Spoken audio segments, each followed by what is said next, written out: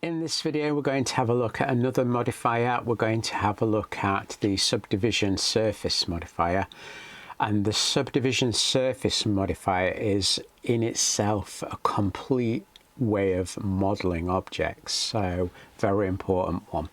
So we're going to click on the object and we're going to go to modifiers. That's on the blue wrench icon, add modifier, subdivision surface. So what's happened here is that this object has been divided, and it then creates a curve based on the way it divides it up. You'll see this in action in a minute. It'll be easy to explain by showing you. So this object and modifier can be undone and changed. So there are various levels of subdivision. So this is 0 subdivision, 1 subdivision, 2, 3, 4, and so on. And as you can see, it gets progressively more detailed. I wouldn't recommend going above 6 or 7 because it might really slow your computer down or even crash it. And the other thing to know about this modifier is that we have the viewport subdivision and the render subdivision. So if you wanted to work on a subdivision that's sort of faster for your computer, but when you turn it up to 4 or 5, it will be more detailed in the rendered version. So you can work on it like that. So I'm going to work on it at 5 levels. So that would be quite a detailed object. We can also go into, if we go back into the object mode and go to Object, Shade Smooth, at this level of subdivision you're going to get quite a smooth object. So back into edit mode. So the way this is going to work, it's a little bit strange at first, but you can modify this subdivision cage. So if I press 3 to go into face select mode, I can then move this about and it will deform that object.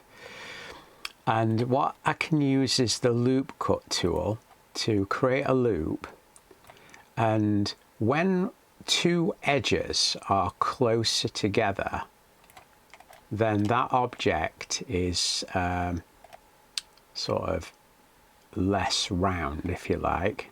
So I can use this to control how it sort of works. So if I wanted to do an inset face, oops, I don't want to do another loop cut. I want to inset this face with I, or using the inset tool. I can come in and then I could press E to extrude, and if I want this top and the bottom flatter, what I could do is do a loop cut, and this will help the geometry change angle sharply or more sharply. So you can see that you could build some very detailed models with this method.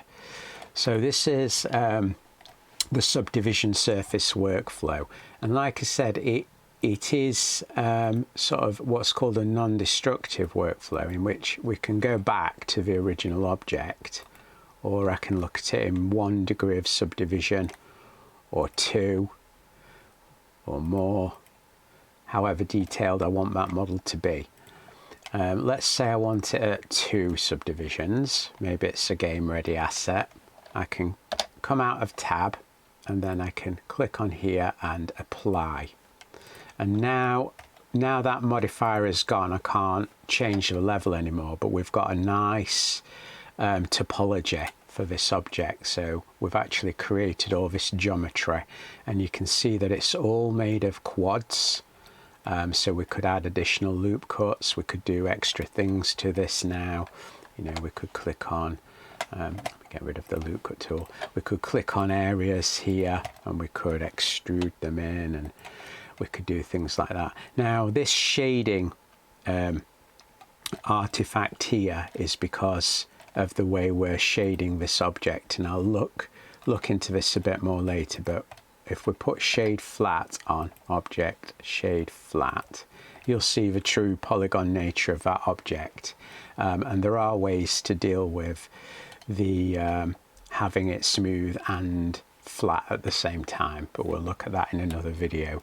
So you can then, you know, do whatever you want to this object. You could add more loop cuts and so on. You could do all sorts to it. So that's subdivision surface workflow, and we'll be looking at that in a bit more depth later on.